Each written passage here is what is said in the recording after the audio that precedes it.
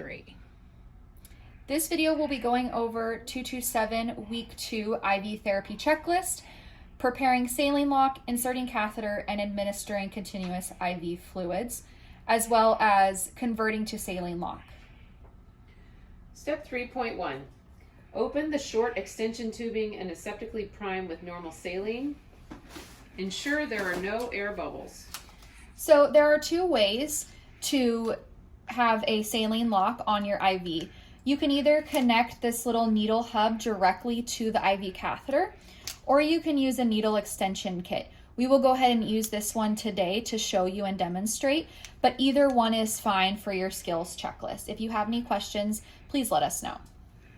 Ensure there are no air bubbles. Place the cap back on the distal end of tubing and leave the syringe attached to the cap. And my hands have been washed. 3.2. Place the IV tubing within the reach and prepare supplies. So you will hook your saline up to your lure lock here and give it a little push until you get saline all the way in the end of your extension. Then I will take this and set it off to the side. Place the tourniquet on the client's arm.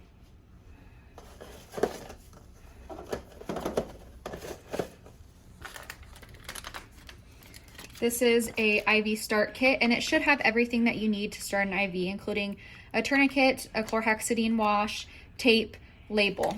Some of these kits do have sterile gloves in them. However, this is not a sterile procedure and you do not have to do sterile gloves. At this time, I am not wearing gloves. You can if you want to, but we're not doing any of the poking or cleaning yet at this point. I am just applying the tourniquet so that I can find a vein on my patient. So to tie a tourniquet, you want to put it around your patient, pull it a little tight, and fold it under. You may have to practice a few times to get this right.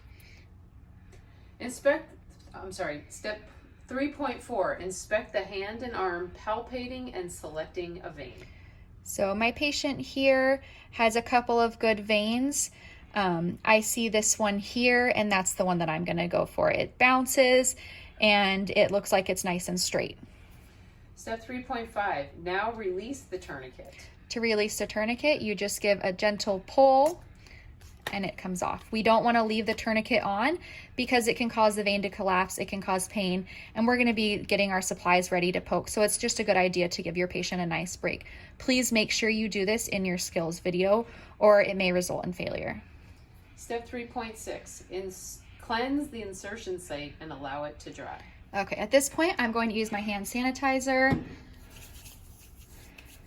and I'm going to put on my gloves. Again, if you would like to do this in the beginning steps, you can.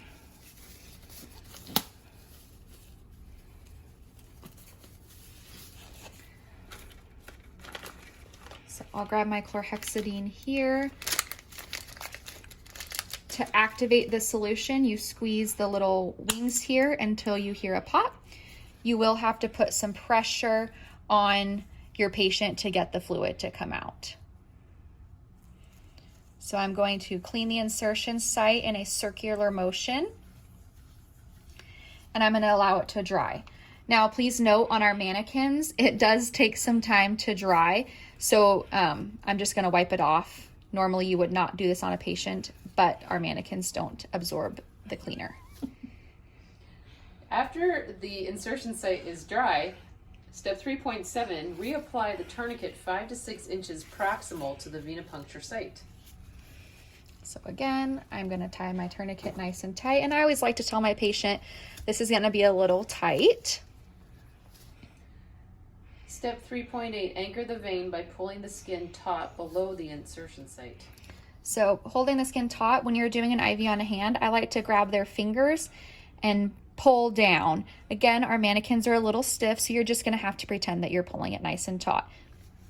Step 3.9, pierce the skin with the bevel up, stabilize the catheter, and pierce vein using approximately a 15-degree angle.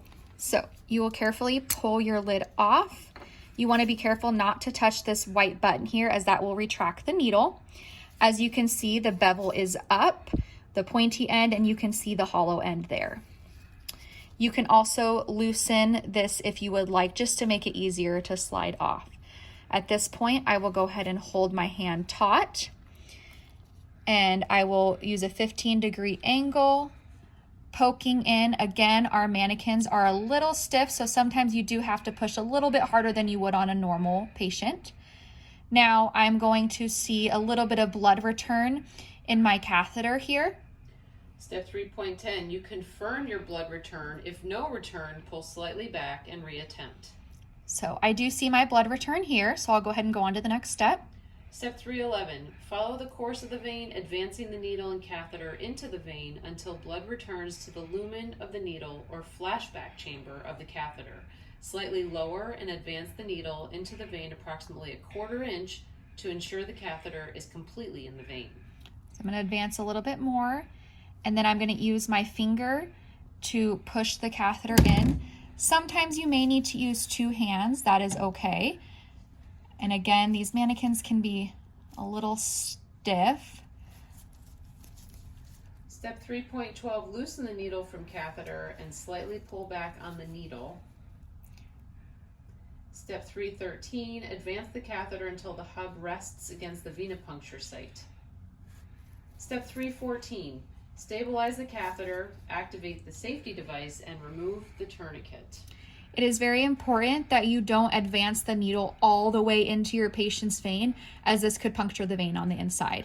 So you can see I have my needle here at the end. You want to hold pressure at that site and retract your needle. When you do this on a real patient, blood will flow if you don't press hard enough, but please know that you are pushing as hard as you can. Step 3.15, stabilize the catheter with your non-dominant hand. Apply pressure above the catheter tip. Disconnect the catheter from insertion device and discard in the sharps container. My sharps container is over here.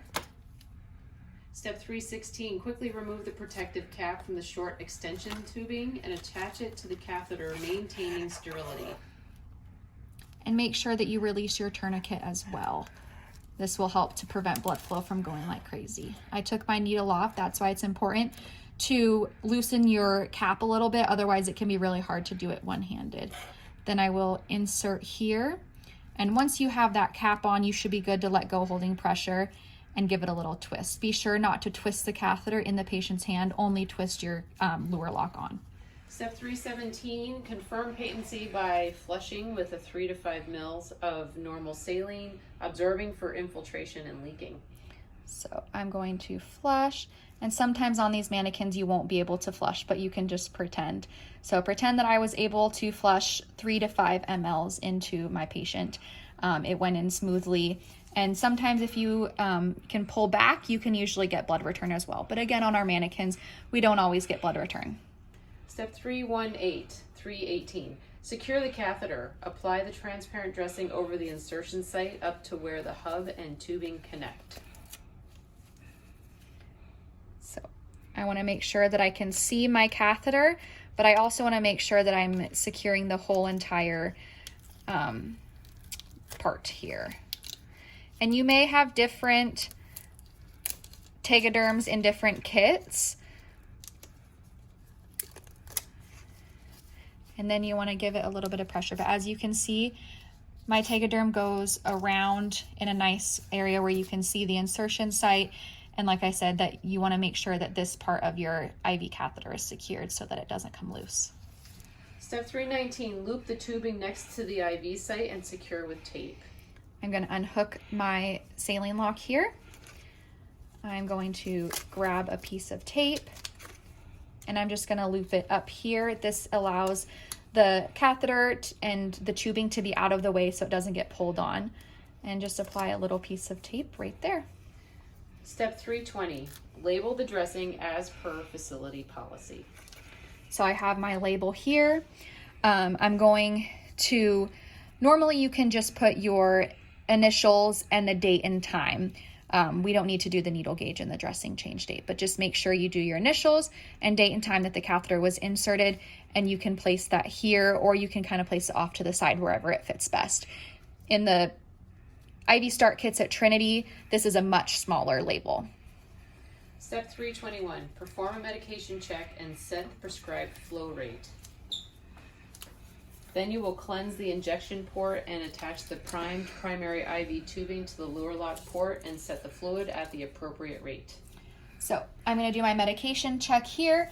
I have my normal saline at 150 mLs an hour via IV. So I will go over here, and like I said, I can set up my pump, and I'm just going to verbalize that as you can too in your check off. So I'm going to set the pump for 150 mLs an hour. Then I'm going to go back over to my patient here. I'm going to get an alcohol swab, and I'm just going to clean this injection site. Since I just inserted this IV and flushed it, and I know that it's patent, I don't need to flush it again. My port is clean. I'm going to make sure that it doesn't touch the patient or touch the bed. Let that dry for a minute and grab my primary tubing over here. I took off the little piece that holds them together. I'm going to take off my cap, and I'm going to gently twist it on to my patient. Sometimes you need to wrap it around a little bit, and then I can go ahead and press start. You always want to make sure that you undo your roller clamp. Once you have your tubing in the cassette of the IV pump, you can undo this because the pump won't allow anything to flow freely. But once you are ready to start your IV fluids with the pump turned on, make sure you have this roller clamp open or else it'll start beeping at you. So in step 322, you are going to document according to the facility policy. That includes date and time that the IV catheter was inserted, the type, length, and gauge of catheter inserted, the location where the IV catheter was inserted, the number and location of attempts to insert the catheter. Also, you will document IV solution and any additives infused, the flow rate, the assessment of the IV site, and the name of the person who started the IV infusion. So in your skills checkoff video, you can verbalize that you would do all of these steps. So I'm going to go into Cerner here. I'm going to pull up Shirley Cost, and I'm going to make sure that I scan my IV fluids and scan her wristband directly into the MAR to make sure that the start time goes in there. I will also add her IV. She has an 18 gauge in her left hand here. It only took me one attempt. There's no signs of redness, swelling, and then I will make sure to put my credentials in there as well. So when you converted the IV infusion to the saline lock, you follow these steps. 4.1, you have your supplies near the bedside. 4.2, you assess the IV site. So at this time, we have received an order to disconnect Shirley's IV fluids. Right here it says discontinue IV fluids and saline flush BID or twice a day. So I'm going to come over to Shirley. I'm going to look at her hand here. I don't see any redness, swelling, and I can go ahead and ask Shirley, are you having any pain at your IV insertion site? And she's going to say no, she's not. 4.3, so for gravity tubing, you move the roller clamp to the off position. If it's pump tubing, you stop the pump. So again, if we are using gravity, you would close this roller clamp over here. Sorry, there was a phone call. Or if it's a pump, you can go ahead and channel off your pump. 4.4, disconnect the primary tubing from the extension tubing. So right here, I can disconnect.